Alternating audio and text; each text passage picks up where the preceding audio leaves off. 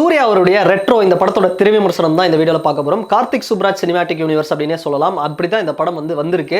So Karthik சுப்ராஜோட அவரோட டைரக்ஷனில் எனக்கு எல்லா படமும் ரொம்ப பிடிக்கும். பட் எனக்கு ரொம்ப பிடிச்ச படம் மகான். அந்த படத்துக்கு அடுத்தபடியாக எனக்கு ரொம்ப பிடிச்ச படம் அப்படின்னு சொன்னால் கிட்டத்தட்ட இந்த ஜிகர்தண்டா XX அந்த படத்தோட கதையும் கிட்டத்தட்ட இந்த ரெட்ரோவோட படமும் கிட்டத்தட்ட ஒரே மாதிரி தான் இருக்கும். பட் இருந்தாலும் என்ன ஒரு வெரைட்டி இந்த படத்தில் காமிச்சிருக்காங்க அப்படின்னா, லவ் லாஃபர் வார், இந்த 3 விஷயம் தான் இந்த படத்துடைய அந்த கண்டென்ட்ல, இந்த ரெட்ரோ அப்படிங்கிற கண்டென்ட்ல இருக்கு.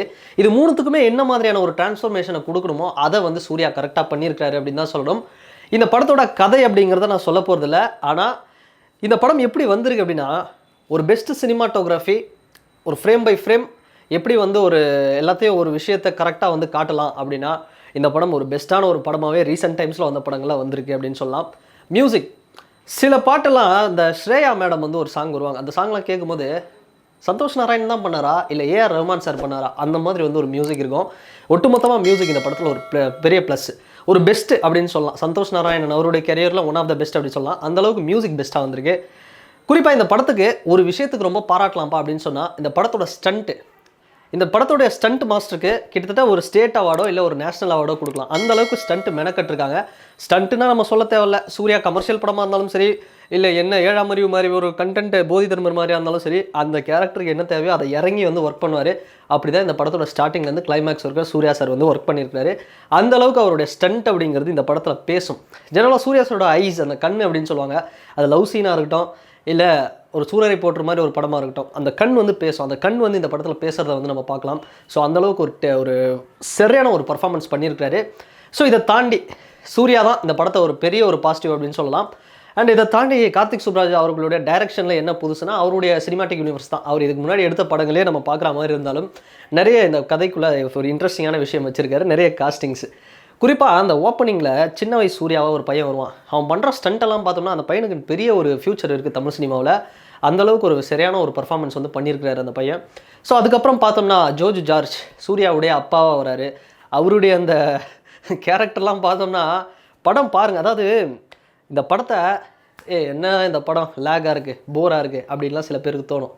எல்லாத்தையும் தூக்கி போடுங்க. இது பேட்டை மாதிரி இருக்கும், இது இப்படி இல்லை அப்படி இல்லை. இந்த கதையில் ட்ராவல் பண்ணுங்கள், இந்த வேர்ல்டில் ட்ராவல் பண்ணுங்கள். அதாவது இந்த கார்த்திக் சுப்ராஜோட படம் அப்படிங்கிற யூனிவர்ஸ்குள்ளே உட்காந்திங்கன்னா, ஸ்டார்டிங்லேருந்து எண்டிங் வரல இந்த கதைக்குள்ளே போனீங்கன்னா மட்டும்தான் இந்த கதை எப்படியோ கொண்டு போவோம். எப்படியோ கொண்டு போய் ஏதோ ஒரு இடத்துல ஒரு ஃபேண்டசி படம் மாதிரி முடிக்கும் போது பார்த்தோம்னா ஒரு நல்ல ஒரு சாட்டிஸ்ஃபேக்ஷன். அந்தளவுக்கு இந்த படத்தில் ஒரு மொராலிட்டி, அந்தளவுக்கு ஒரு நல்ல விஷயங்கள், தர்மம் நிறைய விஷயங்களை இந்த படம் ரொம்ப அறம் சார்ந்த விஷயங்களும் இந்த படம் பேசியிருக்கு. அழகான ஒரு காதல் காட்சிகள், எந்த ஒரு இடத்துலையும் ஆபாசமான சில விஷயங்கள், ஆபாசமான வார்த்தைகள் எதுவும் பெருசாக இல்லை. குழந்தைகளோட பார்க்குற அளவுக்கு இந்த படத்தை எடுத்திருக்காங்க. இது இந்த படத்துக்கு ஒரு பெரிய ப்ளஸ் பாயிண்ட் அப்படின்னு சொல்லலாம்.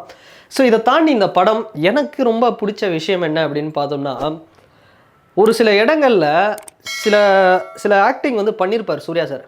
அதை பார்க்கும்போது எப்படி தோணும் அப்படின்னா, அவரோட ஆதவன், அயன், 7ஆம் அறிவு, அவரோட சிங்கம், எல்லா படத்துலையும் ஒரு இது வரும் பார்த்தீங்களா, அது எல்லாத்துலேயுமே இந்த படத்தில் காமிச்சிருப்பாரு. அது எனக்கு ரொம்ப பிடிச்சிருந்தது.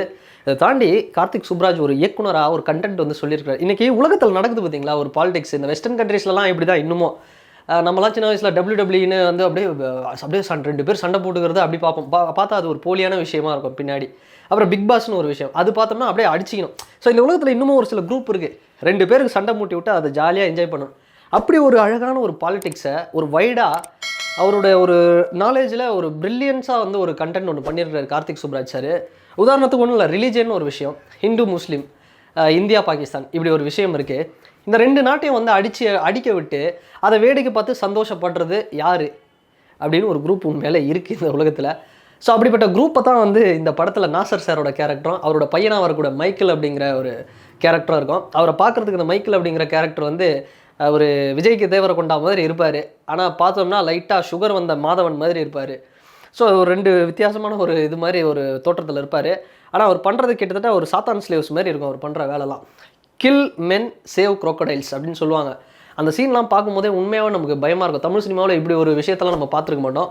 ஸோ அப்படி ஒரு விஷயங்கள் இருக்கும். அடக்குமுறை, அடிமைத்தனம், இது மாதிரி நிறைய ஒரு விஷயங்களை கண்டென்ட்டாக நாசர் சாரெல்லாம் பார்த்தீங்க அப்படின்னா கிட்டத்தட்ட பாகுபலியில் பிங்களத்தேவன் அந்த ஒரு கேரக்டர் மாதிரி இருக்கும்.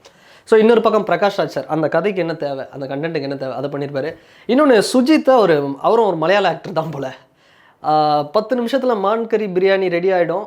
அதுக்குள்ளே ஒரு ஷோ ஓட்டலாமா அப்படின்னுவார். அவருக்கு சூர்யா சாருக்கு நடக்கிற ஃபைட்டு, அவங்க 2 பேருக்குள்ளே நடக்கிற காமெடி, அதெல்லாம் வந்து பார்த்தோம்னா உண்மையிலே சூப்பராக இருக்கும். ஒட்டுமொத்தமாக இந்த படம் என்னை கேட்டால் சூர்யா சாரோட கரியரில் ஒன் ஆஃப் த பெஸ்ட்டு.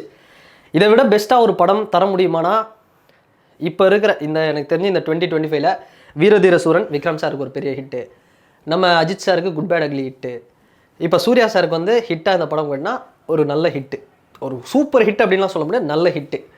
நீங்கள் இதை தாண்டி தனி மனித தாக்குதலில் எனக்கு சூர்யா பிடிக்காது, அவங்க அப்பா சிவகுமார் பிடிக்காது, ஜோதிகா பிடிக்காது, கார்த்தி பிடிக்காது, ஸ்டூடியோ கிரீன் பிடிக்காது, எனக்கு வந்து சூர்யாவே பிடிக்காது, சூர்யா எப்படி பண்ணிட்டாரு, சூர்யா எப்படி பேசிட்டாரு, இதெல்லாம் தாண்டி இதை மைண்டில் பார்த்து இதெல்லாம் தாண்டி நீங்கள் படம் பார்த்தீங்கன்னா மட்டும்தான் இந்த படம் ஓரளவுக்கு புரியும். இல்லை இந்த இழவெல்லாம் மைண்டில் வச்சுக்கிட்டு போயிட்டு நீங்கள் படத்தை உட்காந்து பார்த்தீங்கன்னா சத்தியமாக இந்த படம் பிடிக்காது. அப்படிப்பட்டவங்க தயவுசெய்து தியேட்டருக்கு போகாதீங்க. ஸோ சேவ் தமிழ் சினிமா அப்படின்னு தான் வந்து சொல்லணும். ஸோ அதனால் பெருசாக எதிர்பார்க்காம போயிட்டு இந்த படத்தை போய் உட்காருங்க. உண்மையாக ஒரு நல்ல படம் பார்த்த ஒரு ஃபேமிலியோட ஒரு திருப்தியாக ஒரு விஷயம். ஒரு சிரிக்காத சோகமான ஒரு அடிமையாக இருக்கக்கூடிய மக்கள் அவங்க லைஃப்பில் முதல்ல சிரிக்கிறதுனால என்ன ஆகுது, ஒரு அழகான ஒரு நீட்டான ஒரு படம், ஒரு சூப்பரான படங்க, ஒரு நல்ல படம், கலர்ஃபுல்லாக இருந்தது படம் பார்க்கும்போது. ரொம்ப சந்தோஷமாக இருந்தது. சூர்யா சார் சில இடத்துலலாம் ஒரு ரெட்ரோ வைப் ஒன்று பண்ணுவார், அதெல்லாம் வந்து பாருங்கள், உங்களுக்கு ஆதவன் ஃபீல் வரும்.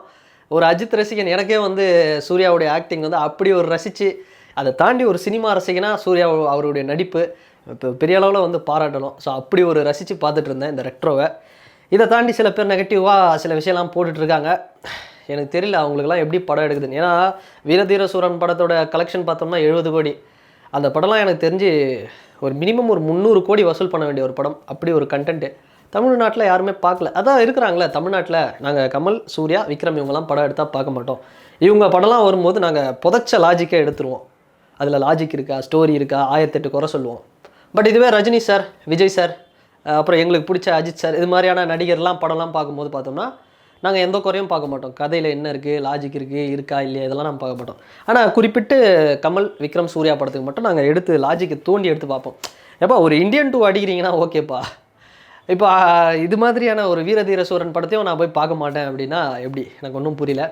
ஸோ அந்த வகையில் ரெட்ரோ உண்மையாக சொல்கிறேங்க, ஃபேமிலியோடு போங்க, ஃபேமிலியோடு போயிட்டு உட்காந்து பாருங்கள். இந்த லீவ் டைமில் உண்மையாக ஒரு நல்ல படம் பார்த்த ஒரு ஃபீல் வந்து கிடைக்கும்.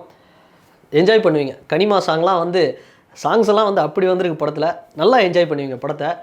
எல்லாமே ப்ளஸ் தான் இந்த படத்தில். ஸோ மைனஸ்ன்னு பெருசாக அங்கங்கே சின்ன ஒரு லேக் மாதிரி இருக்கும். பட் அது கதையோடு நீங்கள் பார்த்தீங்கன்னா அப்படி தான் இருக்கும். இந்த கார்த்திக் சுப்ராஜ் படம்னா அது பொறுமையாக தான் போகும். பேட்டை தவிர்த்து எல்லா படமே அப்படியே பொறுமையாக ஒரு கல்ட் கிளாஸாக தான் அப்படி மூவ் ஆகும் கதை அப்படிங்கிறது. ஸோ நீங்கள் படத்தை பாருங்கள், நல்ல படம். ஸோ படத்தை பார்த்துட்டு சொல்லுங்கள். அண்ட் இந்த வீடியோ பற்றின உங்களோட கருத்துக்கள், ரெட்ரோ படத்தை நீங்கள் யாராவது பார்த்துருந்தீங்கன்னா உங்களுடைய கருத்துக்களை இந்த கமெண்ட் செக்ஷனில் பதிவிடுங்க. அண்ட் வேறு ஒரு வீடியோவில் வேறு ஒரு கான்டென்ட்டில் நான் உங்களை பார்க்குறேன். பாய்.